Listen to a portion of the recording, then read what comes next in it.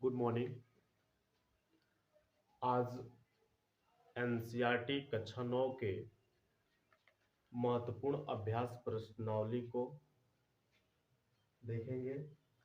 इसमें कुछ प्रश्न ऐसे होते हैं जो काफी महत्वपूर्ण होते हैं परीक्षा के दृष्टिकोण से, जिसको पढ़ना बहुत जरूरी है।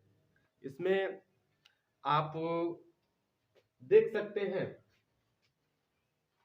पहला प्रश्न है निम्नलिखित तापमानों को निम्नलिखित तापमानों को इकाई सेल्सियस इकाई में परिवर्तित कीजिए। जिसमें ए नंबर दिया है 293 केल्विन, बी नंबर दिया है 470 केल्विन। उसको सेल्सियस में परिवर्तित करने के लिए एक फार्मूला होता है टीसी बराबर टी के माइनस 273 बराबर। अब टीके का मतलब टेम्परेचर इन केल्विन माइनस 273 और टीसी का मतलब टेम्परेचर इन सेल्सियस। तो यहां से क्या करेंगे, पहले के लिए देखेंगे कि 293 केल्विन दिया है तो kelvin T temperature in kelvin के नीचे क्या 293 लिख देंगे और माइनस 273 हो जाएगा। अब इसमें से 293 में से 273 को घटाएंगे तो 20 डिग्री सेल्सियस हो जाएगा, अर्थात 293 केल्विन में 20 डिग्री सेल्सियस होता है। अब बी के लिए देखेंगे, बी का उत्तर क्या होगा, 470 केल्विन दिया है, अर्थात ये टेम्परेचर किसमें है, केल्विन में है। तो फार्मूला होता है टेम्परेचर इन सेल्सियस बराबर टेम्परेचर इन केल्विन माइनस 273 बराबर 470 माइनस 273। अब 470 क्या है, केल्विन में है टेम्परेचर, तो 470 लिख देंगे। 470 में से 273 घटाएंगे तो क्या होगा, 197 डिग्री सेल्सियस होगा, अर्थात 470 केल्विन में 197 डिग्री सेल्सियस होगा। इसके बाद दूसरा प्रश्न कह रहा है निम्नलिखित तापमानों को केल्विन इकाई में परिवर्तित करें। तो निम्नलिखित तापमानों को केल्विन इकाई में परिवर्तित करने के लिए हम डिग्री सेल्सियस वाले वैल्यू में क्या करेंगे, केल्विन में बदलने के लिए 273 क्या करेंगे, ऐड करेंगे। यही फार्मूला बदल जाएगा। ठीक है, temperature in kelvin minus temperature in degree Celsius plus 273। तो यहाँ पे degree temperature in degree Celsius 25 दिया है और प्लस 273 दोनों को जोड़ेंगे, ये हो जाएगा 298 केल्विन, अर्थात 25 डिग्री सेल्सियस में केल्विन कितना होता है, 298 केल्विन होता है। बी के लिए देखेंगे कि 273 डिग्री सेल्सियस दिया है, 373 केल्विन डिग्री सेल्सियस दिया है। इसको केल्विन में बदलने के लिए सबसे पहले आप क्या करोगे, इस फार्मूले पे लिखोगे टी टेम्परेचर इन केल्विन बराबर temperature in degree Celsius plus 273। अब यहाँ से टेम्परेचर इन डिग्री सेल्सियस 273 है, तो इसके नीचे 273 लिखेंगे, 373 लिखेंगे और प्लस 273 दोनों को जोड़ेंगे तो 646 केल्विन हो जाएगा, अर्थात 373 डिग्री सेल्सियस में 646 केल्विन होगा। इसके नीचे तीसरा प्रश्न है निम्नलिखित अवकलनों हेतु कारण लिखे। अब इसमें कारण लिखना है। नेफ्थिलीन को रखा रखा रहने देने पर वह समय के साथ कुछ भी ठोस पदार्थ छोड़े बिना अदृश्य हो जाता है। अदृश्य जैसे आप जानते हैं नेफ्थिलीन जैसे बिहेव करता है, उसी प्रकार कपूर भी होता है। कपूर ऊर्ध्वपातित एक पदार्थ होता है जो अगर खुले अवस्था में उसको रखने के उपरांत तो क्या हो जाता है, अदृश्य हो जाता है, अर्थात वो ऊर्ध्वपातित होकर के क्या ठोस से सीधे गैस में बदल जाता है। उसी प्रकार नेफ्थिलीन जो होता है ना, नेफ्थिलीन भी सीधे एक ऊर्ध्वपातित पदार्थ है जिसका ऊर्ध्वपातन हो जाता है और वो ठोस अवस्था से सीधे गैसीय अवस्था में बदल जाता है। इसमें देखिए पहला क्या कह रहा है कि नेफ्थिलीन को रखा रहने देने पर वह समय के साथ कुछ भी ठोस पदार्थ पदार्थ छोड़े बिना अदृश्य हो जाती है। और बी कह रहा है कि हमें इत्र की गंध बहुत दूर बैठे हुए भी पहुंच जाती है। अब पहले का उत्तर लिखेंगे, क्योंकि नेफ्थिलीन की गोलियां ऊर्ध्वपातित होकर सीधे गैस में बदल जाती है, सीधे गैस में बदल जाती है, जिसके कारण नेफ्थिलीन अदृश्य हो जाता है। इत्र वाष्पशील द्रव होता है, इसलिए इसे कण इसलिए इसके कण बहुत तेजी के साथ दूर बैठे व्यक्ति के पास सुगंध पहुंच जाता है। तो ये जो वाष्पशील जो इत्र होता है, इत्र वाष्पशील एक द्रव होता है, जिसको द्रव को वाष्पशील द्रव होता है, उसको क्या किसी पात्र में, छोटे से बर्तन में, जिस पात्र में रखते हैं, और उस पात्र को जैसे ही वो खोलते हैं तो खोलने के उपरांत वो क्या हो जाता है, तुरंत वहां से वाष्पशील होकर के दूर दूर तक फैलने लगता है। क्यों? क्योंकि उसका जो कण होता है ना, बहुत गतिशील होता है, गैसीय अवस्था में आ जाता है। Thank you. Good morning. आज एनसीईआरटी कक्षा 9 के महत्वपूर्ण अभ्यास प्रश्नावली को देखेंगे। इसमें कुछ प्रश्न ऐसे होते हैं जो काफी महत्वपूर्ण होते हैं परीक्षा के दृष्टिकोण से, जिसको पढ़ना बहुत जरूरी है। इसमें आप देख सकते हैं, पहला प्रश्न है, निम्नलिखित तापमानों को इकाई सेल्सियस इकाई में परिवर्तित कीजिए। जिसमें ए नंबर दिया है 293 केल्विन, बी नंबर दिया है 470 केल्विन। उसको सेल्सियस में परिवर्तित करने के लिए एक फार्मूला होता है, TC बराबर TK माइनस 273 बराबर, अब TK का मतलब टेम्परेचर इन केल्विन माइनस 273 और TC का मतलब टेम्परेचर इन सेल्सियस।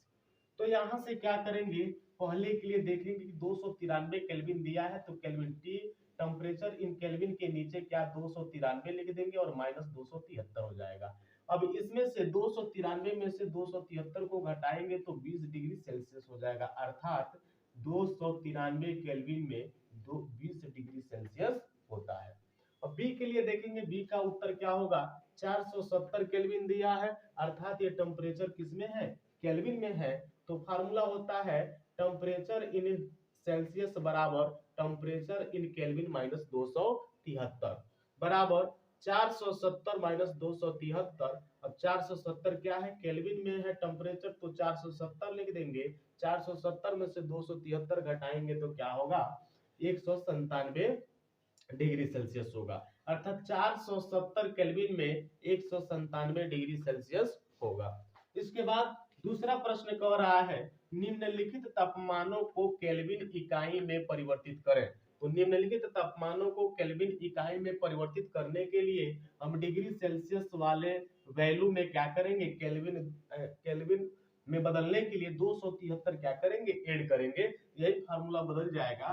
ठीक है, temperature in kelvin minus temperature in degree Celsius plus 273। तो यहाँ पे degree temperature in degree Celsius 25 दिया है और प्लस 273 दोनों को जोड़ेंगे, ये हो जाएगा 298 केल्विन, अर्थात 25 डिग्री सेल्सियस में केल्विन कितना होता है, 298 केल्विन होता है। बी के लिए देखेंगे कि 273 डिग्री सेल्सियस दिया है, 373 केल्विन डिग्री सेल्सियस दिया है। इसको केल्विन में बदलने के लिए सबसे पहले आप क्या करोगे, इस फार्मूले पे लिखोगे टेम्परेचर इन केल्विन बराबर temperature in degree Celsius plus 273। अब यहाँ से टेम्परेचर इन डिग्री सेल्सियस 273 है, तो इसके नीचे 273 लिखेंगे, 373 लिखेंगे और प्लस 273 दोनों को जोड़ेंगे तो 646 केल्विन हो जाएगा, अर्थात 373 डिग्री सेल्सियस में 646 केल्विन होगा। इसके नीचे तीसरा प्रश्न है, निम्नलिखित अवकलनों हेतु कारण लिखें। अब इसमें कारण लिखना है, नेफ्थिलीन को रखा रहने देने पर वह समय के साथ कुछ भी ठोस पदार्थ छोड़े बिना अदृश्य हो जाता है। अदृश्य जैसे आप जानते हैं नेफ्थिलीन जैसे बिहेव करता है, उसी प्रकार कपूर भी होता है। कपूर ऊर्ध्वपातित एक पदार्थ होता है, जो अगर खुले अवस्था में उसको रखने के उपरांत तो क्या हो जाता है, अदृश्य हो जाता है, अर्थात वो ऊर्ध्वपातित होकर के क्या ठोस से सीधे गैस में बदल जाता है। उसी प्रकार नेफ्थिलीन जो होता है ना, नेफ्थिलीन भी सीधे एक ऊर्ध्वपातित पदार्थ है, जिसका ऊर्ध्वपातन हो जाता है और वो ठोस अवस्था से सीधे गैसीय अवस्था में बदल जाता है। इसमें देखिए पहला क्या कह रहा है कि नेफ्थिलीन को रखा रहने देने पर वह समय के साथ कुछ भी ठोस पदार्थ पदार्थ छोड़े बिना अदृश्य हो जाती है। और बी कह रहा है कि हमें इत्र की गंध बहुत दूर बैठे हुए भी पहुंच जाती है। अब पहले का उत्तर लिखेंगे, क्योंकि नेपथलीन की गोलियां ऊर्ध्वपातित होकर सीधे गैस में बदल जाती है, सीधे गैस में बदल जाती है, जिसके कारण नेपथलीन अदृश्य हो जाता है। इत्र वाष्पशील द्रव होता है, इसलिए इसके कण बहुत तेजी के साथ दूर बैठे व्यक्ति के पास सुगंध पहुंच जाता है। तो ये जो वाष्पशील जो इत्र होता है, इत्र वाष्पशील एक द्रव होता है, जिसको द्रव को वाष्पशील द्रव होता है, उसको क्या किसी पात्र में, छोटे से बर्तन में, जिस पात्र में रखते हैं, और उस पात्र को जैसे ही वो खोलते हैं तो खोलने के उपरांत वो क्या हो जाता है, तुरंत वहां से वाष्पशील होकर के दूर दूर तक फैलने लगता है। क्यों? क्योंकि उसका जो कण होता है ना, बहुत गतिशील होता है, गैसीय अवस्था में आ जाता है। Thank you. Good morning. आज एनसीईआरटी कक्षा 9 के महत्वपूर्ण अभ्यास प्रश्नावली को देखेंगे। इसमें कुछ प्रश्न ऐसे होते हैं जो काफी महत्वपूर्ण होते हैं परीक्षा के दृष्टिकोण से, जिसको पढ़ना बहुत जरूरी है। इसमें आप देख सकते हैं, पहला प्रश्न है, निम्नलिखित तापमानों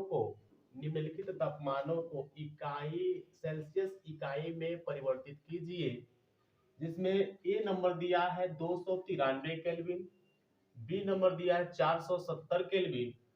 उसको सेल्सियस में परिवर्तित करने के लिए एक फार्मूला होता है, TC बराबर TK माइनस 273 बराबर, अब TK का मतलब टेम्परेचर इन केल्विन माइनस 273, और TC का मतलब टेम्परेचर इन सेल्सियस। तो यहां से क्या करेंगे, पहले के लिए देखेंगे कि 293 केल्विन दिया है, तो kelvin T temperature in kelvin के नीचे क्या 293 लिख देंगे और माइनस 273 हो जाएगा। अब इसमें से 293 में से 273 को घटाएंगे तो 20 डिग्री सेल्सियस हो जाएगा, अर्थात 293 केल्विन में 20 डिग्री सेल्सियस होता है। अब बी के लिए देखेंगे, बी का उत्तर क्या होगा, 470 केल्विन दिया है, अर्थात ये टेम्परेचर किसमें है, केल्विन में है। तो फार्मूला होता है टेम्परेचर इन सेल्सियस बराबर टेम्परेचर इन केल्विन माइनस 273 बराबर 470 माइनस 273। अब 470 क्या है, केल्विन में है टेम्परेचर, तो 470 लिख देंगे। 470 में से 273 घटाएंगे तो क्या होगा, 197 डिग्री सेल्सियस होगा, अर्थात 470 केल्विन में 197 डिग्री सेल्सियस होगा। इसके बाद दूसरा प्रश्न कह रहा है, निम्नलिखित तापमानों को केल्विन इकाई में परिवर्तित करें। तो निम्नलिखित तापमानों को केल्विन इकाई में परिवर्तित करने के लिए हम डिग्री सेल्सियस वाले वैल्यू में क्या करेंगे, केल्विन में बदलने के लिए 273 क्या करेंगे, ऐड करेंगे, यही फार्मूला बदल जाएगा। ठीक है, temperature in kelvin minus temperature in degree Celsius plus 273। तो यहाँ पे degree temperature in degree Celsius 25 दिया है और प्लस 273 दोनों को जोड़ेंगे, ये हो जाएगा 298 केल्विन, अर्थात 25 डिग्री सेल्सियस में केल्विन कितना होता है, 298 केल्विन होता है। बी के लिए देखेंगे कि 273 डिग्री सेल्सियस दिया है, 373 केल्विन डिग्री सेल्सियस दिया है। इसको केल्विन में बदलने के लिए सबसे पहले आप क्या करोगे, इस फार्मूले पे लिखोगे, टेम्परेचर इन केल्विन बराबर temperature in degree Celsius plus 273। अब यहाँ से टेम्परेचर इन डिग्री सेल्सियस 273 है, तो इसके नीचे 273 लिखेंगे, 373 लिखेंगे और प्लस 273 दोनों को जोड़ेंगे तो 646 केल्विन हो जाएगा, अर्थात 373 डिग्री सेल्सियस में 646 केल्विन होगा। इसके नीचे तीसरा प्रश्न है, निम्नलिखित अवकलनों हेतु कारण लिखे। अब इसमें कारण लिखना है, नेपथलीन को रखा रहने देने पर वह समय के साथ कुछ भी ठोस पदार्थ छोड़े बिना अदृश्य हो जाता है। अदृश्य जैसे आप जानते हैं नेपथलीन जैसे बिहेव करता है, उसी प्रकार कपूर भी होता है। कपूर ऊर्ध्वपातित एक पदार्थ होता है जो अगर खुले अवस्था में उसको रखने के उपरांत तो क्या हो जाता है, अदृश्य हो जाता है, अर्थात वो ऊर्ध्वपातित होकर के क्या ठोस से सीधे गैस में बदल जाता है। उसी प्रकार नेफ्थलीन जो होता है ना, नेफ्थलीन भी सीधे एक ऊर्ध्वपातित पदार्थ है जिसका ऊर्ध्वपातन हो जाता है और वो ठोस अवस्था से सीधे गैसीय अवस्था में बदल जाता है। इसमें देखिए पहला क्या कह रहा है कि नेफ्थलीन को रखा रहने देने पर वह समय के साथ कुछ भी ठोस पदार्थ पदार्थ छोड़े बिना अदृश्य हो जाती है। और बी कह रहा है कि हमें इत्र की गंध बहुत दूर बैठे हुए भी पहुंच जाती है। अब पहले का उत्तर लिखेंगे, क्योंकि नेफ्थलीन की गोलियां ऊर्ध्वपातित होकर सीधे गैस में बदल जाती है, सीधे गैस में बदल जाती है, जिसके कारण नेफ्थलीन अदृश्य हो जाता है। इत्र वाष्पशील द्रव होता है, इसलिए इसे कण इसलिए इसके कण बहुत तेजी के साथ दूर बैठे व्यक्ति के पास सुगंध पहुंच जाता है। तो ये जो वाष्पशील जो इत्र होता है, इत्र वाष्पशील एक द्रव होता है, जिसको द्रव को वाष्पशील द्रव होता है, उसको क्या किसी पात्र में, छोटे से बर्तन में, जिस पात्र में रखते हैं और उस पात्र को जैसे ही वो खोलते हैं तो खोलने के उपरांत वो क्या हो जाता है, तुरंत वहां से वाष्पशील होकर के दूर दूर तक फैलने लगता है। क्यों? क्योंकि उसका जो कण होता है ना बहुत गतिशील होता है, गैसीय अवस्था में आ जाता है। Thank you. Good morning. आज एनसीईआरटी कक्षा 9 के महत्वपूर्ण अभ्यास प्रश्नावली को देखेंगे। इसमें कुछ प्रश्न ऐसे होते हैं जो काफी महत्वपूर्ण होते हैं परीक्षा के दृष्टिकोण से, जिसको पढ़ना बहुत जरूरी है। इसमें आप देख सकते हैं, पहला प्रश्न है, निम्नलिखित तापमानों को निम्नलिखित तापमानों को इकाई सेल्सियस इकाई में परिवर्तित कीजिए। जिसमें ए नंबर दिया है 293 केल्विन, बी नंबर दिया है 470 केल्विन। उसको सेल्सियस में परिवर्तित करने के लिए एक फार्मूला होता है, टी सी बराबर टी के माइनस 273 बराबर, अब टीके का मतलब टेम्परेचर इन केल्विन माइनस 273 और टीसी का मतलब टेम्परेचर इन सेल्सियस। तो यहां से क्या करेंगे, पहले के लिए देखेंगे कि 293 केल्विन दिया है तो kelvin T temperature in kelvin के नीचे क्या 293 लिख देंगे और माइनस 273 हो जाएगा। अब इसमें से 293 में से 273 को घटाएंगे तो 20 डिग्री सेल्सियस हो जाएगा, अर्थात 293 केल्विन में 20 डिग्री सेल्सियस होता है। और बी के लिए देखेंगे, बी का उत्तर क्या होगा, 470 केल्विन दिया है, अर्थात ये टेम्परेचर किसमें है, केल्विन में है। तो फार्मूला होता है टेम्परेचर इन सेल्सियस बराबर टेम्परेचर इन केल्विन माइनस 273 बराबर 470 माइनस 273। अब 470 क्या है, केल्विन में है टेम्परेचर, तो 470 लिख देंगे। 470 में से 273 घटाएंगे तो क्या होगा, 197 डिग्री सेल्सियस होगा, अर्थात 470 केल्विन में 197 डिग्री सेल्सियस होगा। इसके बाद दूसरा प्रश्न कह रहा है, निम्नलिखित तापमानों को केल्विन इकाई में परिवर्तित करें।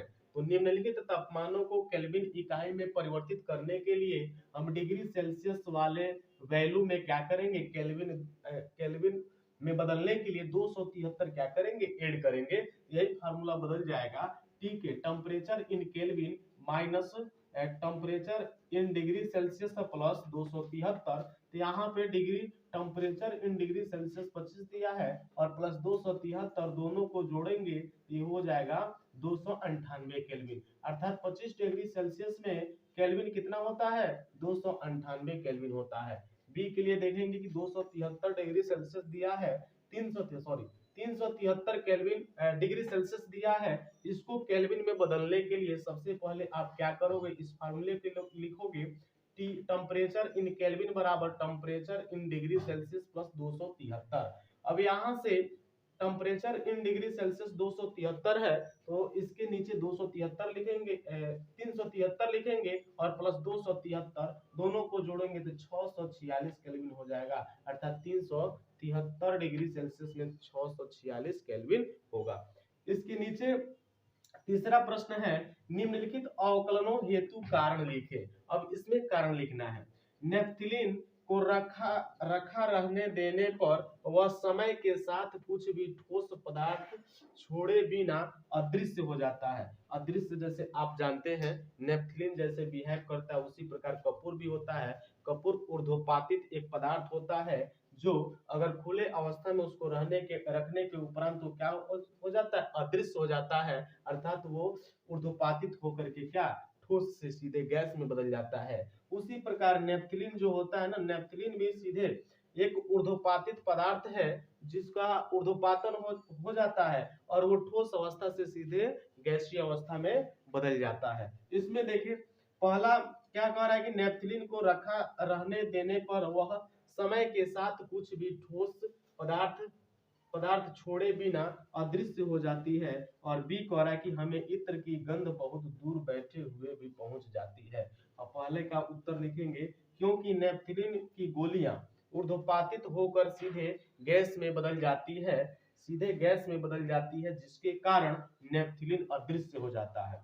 इत्र वाष्पशील द्रव होता है, इसलिए इसके कण बहुत तेजी के साथ दूर बैठे व्यक्ति के पास सुगंध पहुंच जाता है। तो ये जो वाष्पशील जो इत्र होता है, इत्र वाष्पशील एक द्रव होता है,